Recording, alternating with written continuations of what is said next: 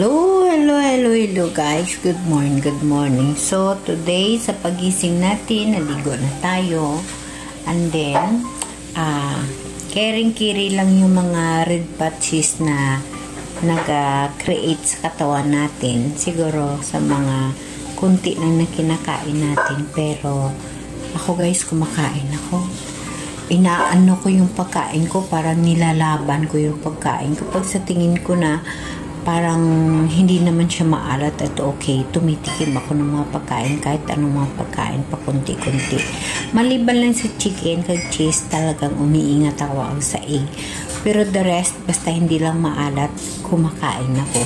Ang mga red patches, hindi na ako kinakaban, kinakaya ko, kailangan kong lumaban. Ayan, maliliit sa tiyan ko marami, pero siguro create yun ng mga something na mga kinakain ko pa na patikim-tikim. Pero kahapon, talagang focus ako sa saging at saka oatmeal. Kaya, ang mga red patches na ito yung mga tinitikman ko lang ng mga pagkain.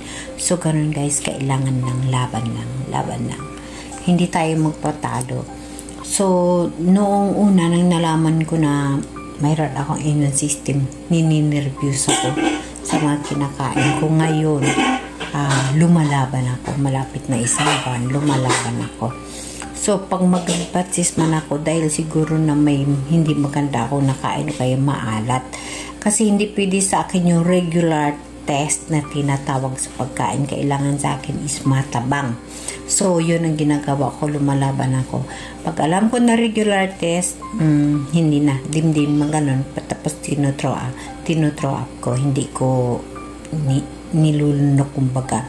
Ngayon, ang kinakain ko is talagang mula ngang lasa eh. Yung pitik-pitik lang, basta magkaroon lang na akong makakain. More ako ng kain is saging. So, ganoon guys, laban lang. Kailangan natin lumaban sa kahit anong man na nangyayari sa katawan natin.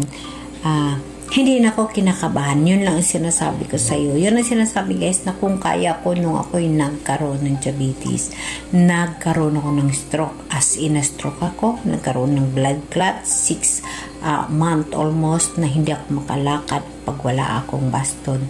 Now, may immune system na naman tayo. Kaya pa rin natin ito labanan.